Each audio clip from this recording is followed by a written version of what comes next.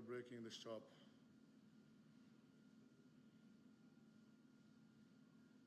Alright, as you guys seen, they break into Mimosa.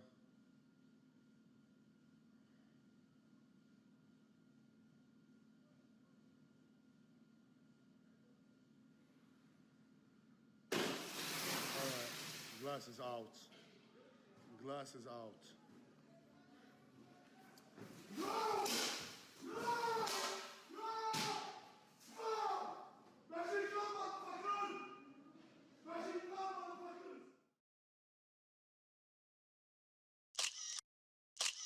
Hello everybody, welcome back to Vox Populi. I'm here today with Miar, correct? Correct. And now you own, it's Dubai. Dubai Restaurant. Mediterranean Yep. in State Street, Madison.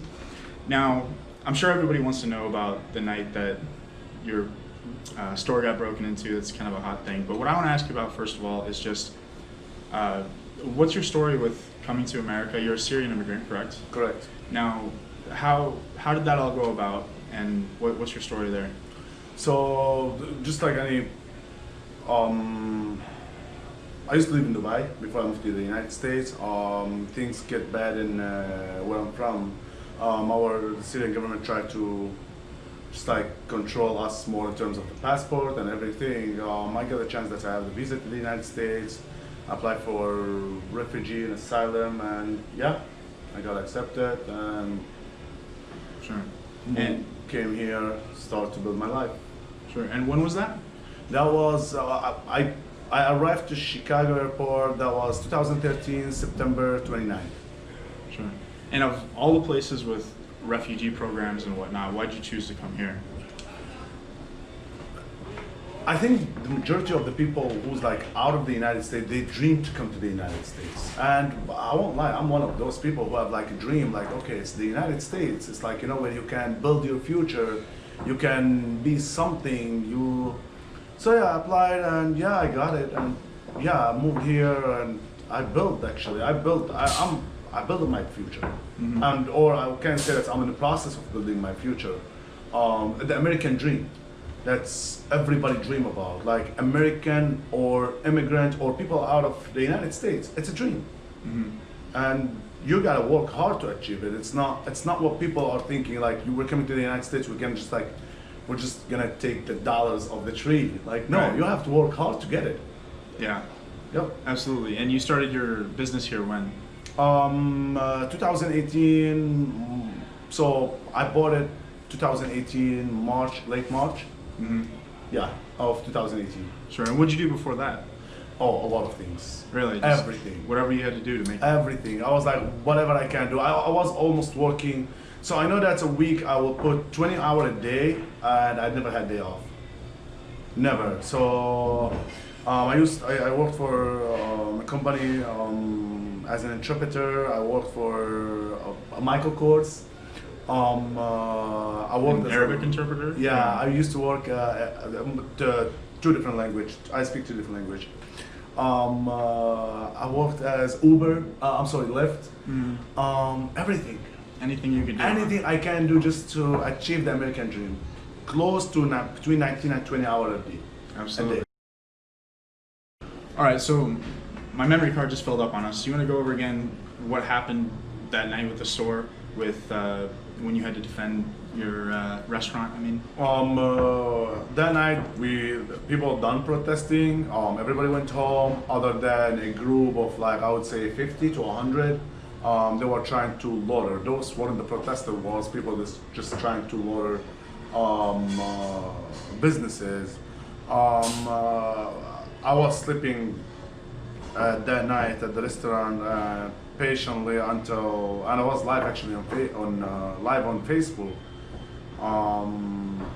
until my window got broke, and I saw them. They were trying to approach getting into the restaurant. That's when I wanted to protect the business and protect my dream. mm-hmm. This is the dream. It's not gonna end for me. It's gonna be for my kids and for like I'm hoping like generation will take over. This is the American dream, and I was protecting it, and it's my right. Yeah, absolutely. Yep. That's interesting. And that sword was an heirloom, right? The sword. that you had. Okay. It was like a family heirloom. Right? Yeah. It's a generation that's like, you know, it's from great grandparents where they hand it over to their grandchildren until like, I was one of maybe 70 grandkids. To take it to, I was 2 weeks before my wedding, and actually I used it to cut my wedding cake.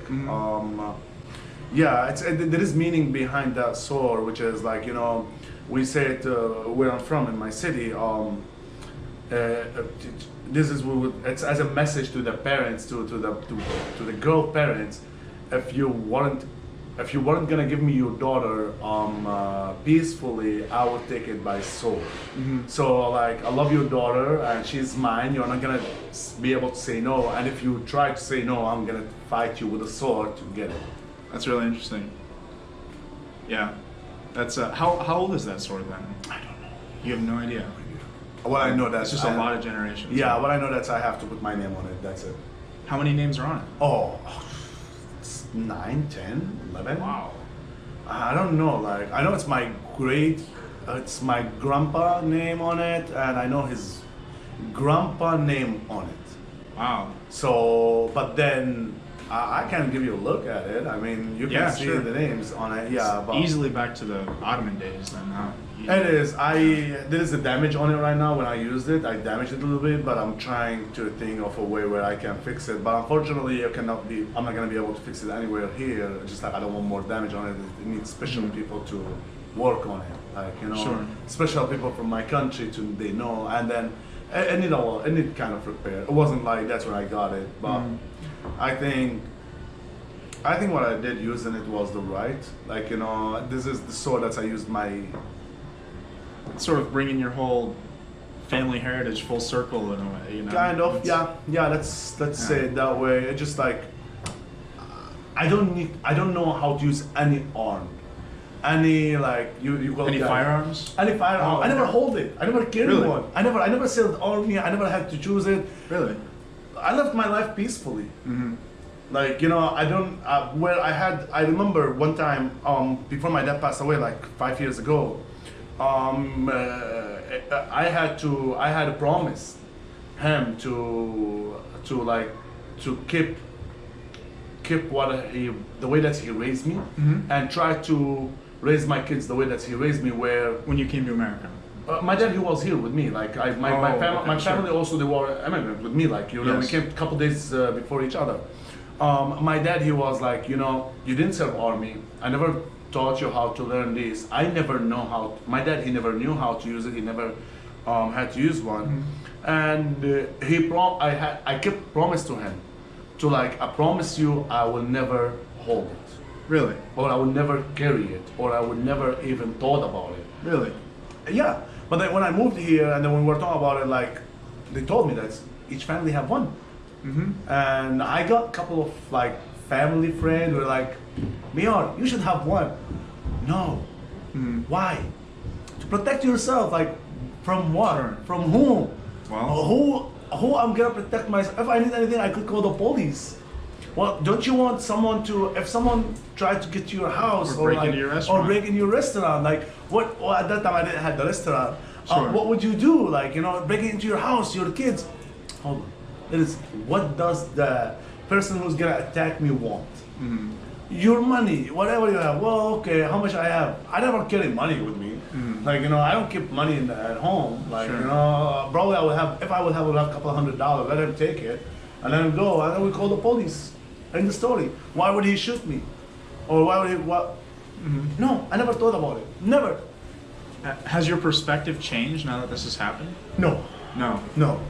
No. That's interesting. No, like, you know, no, I get to the point where also the police, like, you know, I cannot call, a person does mistake. Just like me, if I did a mistake, would you treat my brother the same that you're gonna treat me? No. Like, you know, if I do mistakes with you, where you might be annoyed by it, where I'm like, you know, but still my brother has nothing to do with it. Yeah. I mean, the problem is with me. So why would I treat the police differently? Sure. So no, my point, my perspective at those things, no, I'm the same. Like, you're gonna come in, you're gonna do whatever. You are trying to crash my dream. There is another way to protect it than fire or pistol, you guys call it in English, or they're different things. it's what I don't know anything about it. I know that people call it pistol, people call it firearm or rifle, or they're different things. Yeah. They're completely. so different I things. don't know anything about So it. what do you think about the gun culture here in America? Because a lot of It's it's really, It's wrong. really. It's wrong. Guns have to be only with the police, with the army, with National Guard. Yeah, guns shouldn't be handed over. I cannot believe I was told like, yeah, I'm allowed to hold a gun. Yeah. Why? Really? Why do I need it? Yeah. If I have any problem, I'll call the police. Plus, Well- I never face it. Sorry. I never face a problem where I should have a gun. Yeah. Yeah. Well, a lot of people, I think it's the self-defense thing, and in a lot of ways, it's for some people it's a heritage thing, almost like your sword in a way. Like some people have firearms that are passed down from generations. You know, obviously, we have a much shorter history here than Syria does. You know, well, Syria is one of the oldest places in the world. But, That's true. You know, in some ways it's that, but that's an There is interesting nothing perspective. wrong to have a gun. Yeah. There is nothing wrong. But are you able to control yourself when you're gonna use it? Right. Are you gonna get to the point where when I'm seeing my dream is gonna be destroyed, to use the sword? But you have to be really close to use it. So before you're gonna use it, you have to think to count till 10 and think 100 times how you're gonna use it. Gun, you can use it from 300, 400 meter or whatever. Like you got no second to think about. You're not gonna count when you're gonna use it. I still think and believe that guns and each person hand, it's a wrong. Sure. That's in the final my believing. Where I'm from, Yeah. my believing. We see the guns only with the police. Sure. I never see it with a family member. That's So, interesting. Well, I guess on that note, what do you think that Syrians or Syrian culture do better than Americans? If anything, other than you said you disagree with the gun culture, but do you think there's anything that you prefer about the Syrian culture? I probably I will. I don't know. Yeah. I don't know. Each country has a different culture, different way of living. I think it's the violence things. Like before 2010, before all that revolution happened. So what happened in 2010? The revolution when 2010 in Syria, Yeah. where a group or like let's say it, I don't believe on all these things, or I believe just like people get violence all of a sudden, and In Syria. in Syria. Yeah. But before that,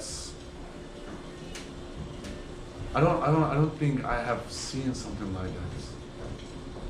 I don't think I have seen a person that's like going that way Towards violence. towards violence.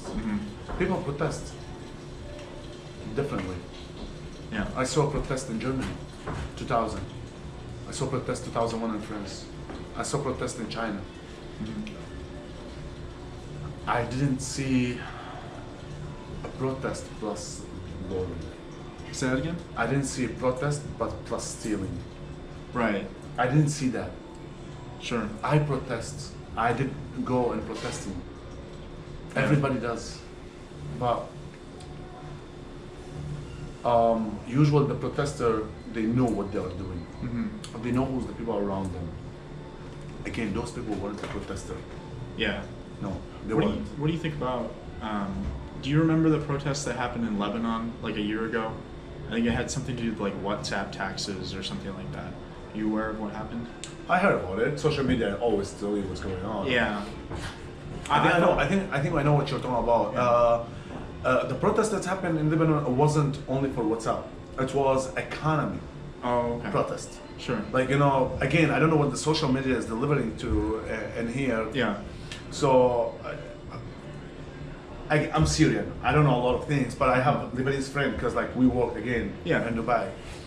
They post a lot of things about it, And what I see, it's not only about the WhatsApp. Like I know it was they're gonna raise up the WhatsApp fees for $10. Sure. Or like WhatsApp's for free. Right. Like right. all over. So Everywhere else, basically. Yeah. But the government want more money. So they try to collect money somehow, and that was one of the reasons. That's why they were like, no, the people stand up and protest. But what do you think about? Because when I watched the Lebanese protests and what about that, it seemed like it started off as somewhat of a violent thing, but they were protesting the government, and they I think burned some cop cars or did something with the government. But then it seemed that afterwards they all came together and they're like, okay, we're abandoning the government, but they were taking care of each other. They were cleaning up the streets and whatnot, and to me it looked like a really good approach to it. That's true. But think if based on what you're saying, that would happen 100% in reality, because what actually happened, people weren't loitering other people's shops. Right. So the people were exactly. So yeah. whatever there was the bank for the government, a lot of things, everything was broken into, or anything like that was belonged to the government. Right. It was belonged to the house of one of the representative or the government who's taking decision or anything like that. It wasn't to a small business owner. Right. Which is like minority on. So yeah, and you said you were protesting as well, right? Yeah, I mean, exactly. Yeah. So what did you have to do with the police? Why would I have to do with like the grocery shop or like the small supermarket or the clothes store? Those people live day to day out of those businesses. Yeah. So why would I do that? Yeah, that makes sense. Do you think you as you're a Muslim Syrian, correct? Yep. Do you think you're treated fairly here, or have you experienced any discrimination, I guess? I would say out of 1,000 people that I know, I felt discrimination once, and it wasn't from friend or family. It was more from a customer. Yeah. I got it like couple times where I had. I did feel that, and you felt it inside. I worked in one company where I was like treated 100% except from one person. Like, I think was assistant of something. He's like, he was treating me racistly. But one of my big manager, he stopped him. I still, the big manager that's who always was like covering me or supporting me, Bob. I still remember that name, or I call him Dad sometimes. Because that guy, after my dad passed away, it's kind of, he adopted me. He put me under his wing, where like, we are not racist.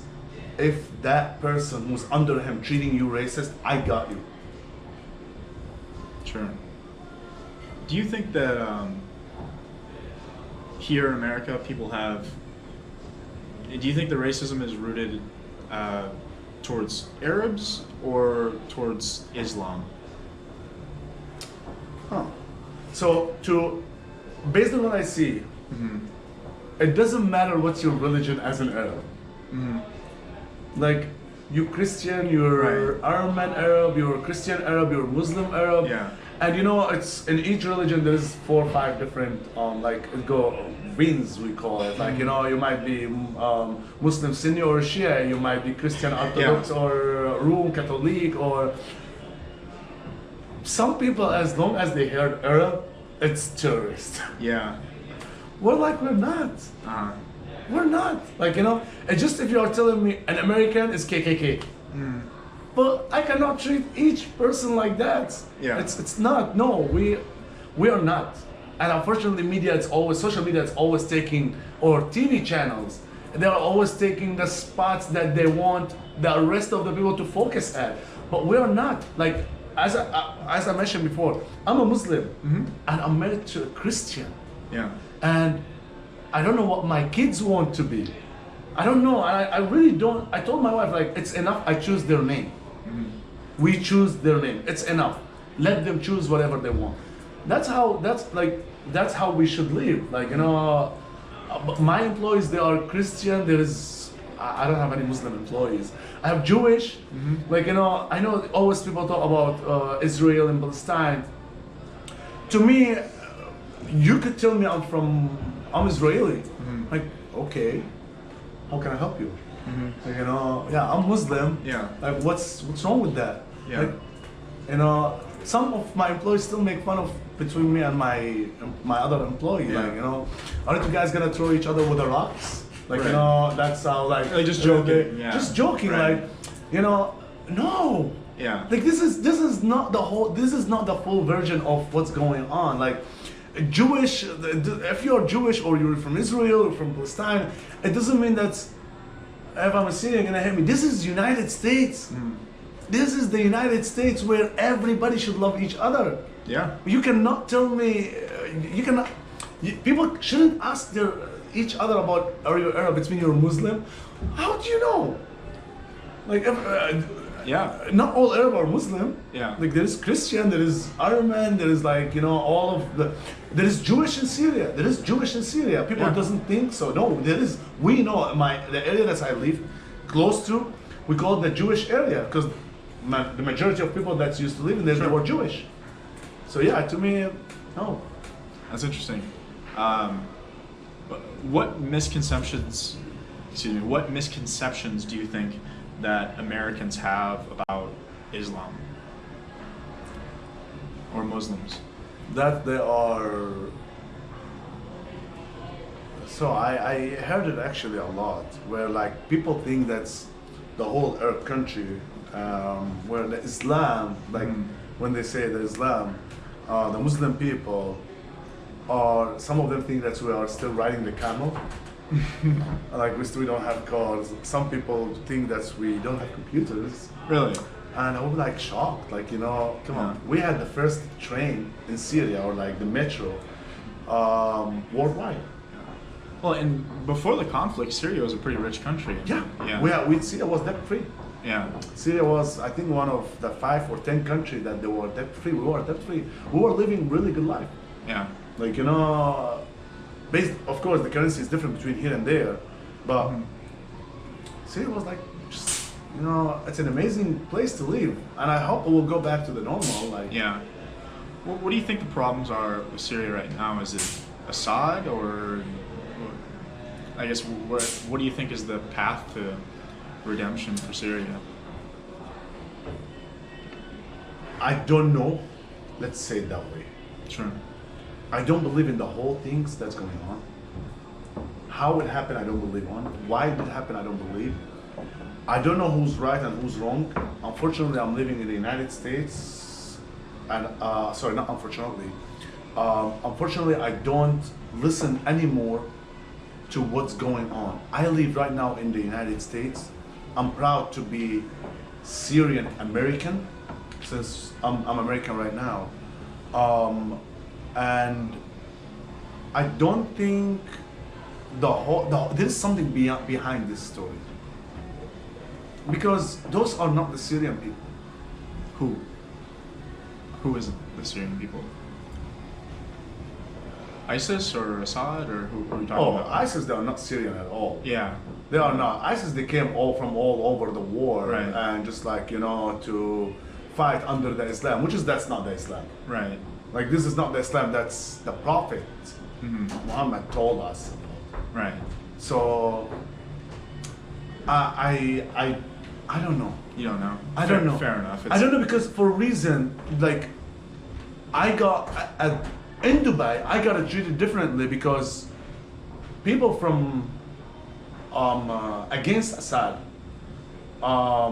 were treating me as I'm with Assad, and people were with Assad treating me against, like, as a people that's against Assad. So Sure.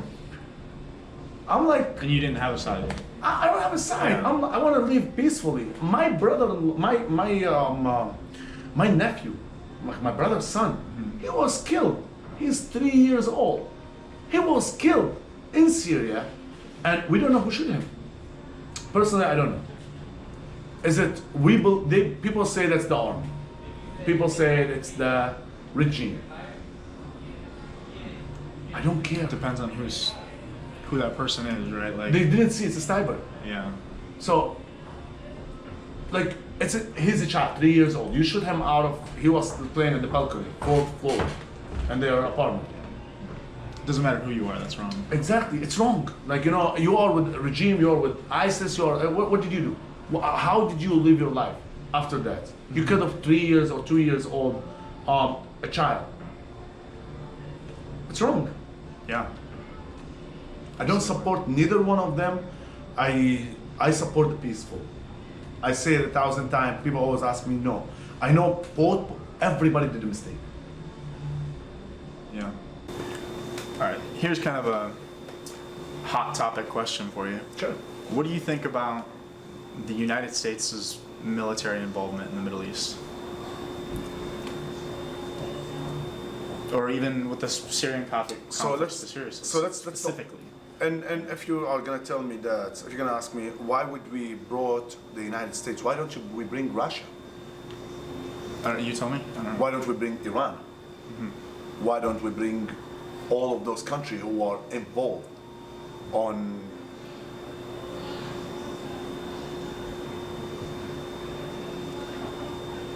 who are involved in the blood?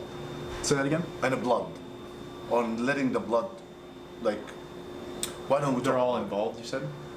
I cannot say they are all involved because I didn't see anything in my eyes. Yeah. Again, this is all social media. I have a brother-in-law who was serving in the army, and I'm proud of that. In the Syrian army? No, in No? the American army. Oh, okay. It's my brother-in-law. Yeah. And I'm proud of him. I have a best friend. He's a Marine. Sure. Actually, there are 2 of them, and I'm proud of them.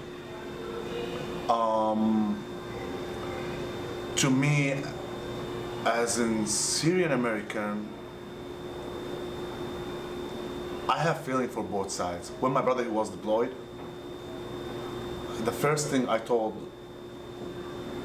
my wife, and I told him, protect yourself. He was deployed to a different country 2 years ago, to Kuwait. I told him, I'm part of the family right now. And your brother is Muslim. You accept me, no matter what. Before you shoot anyone, and wherever they ask you to move, think about, is that my brother, cousin? Please do not kill an innocent.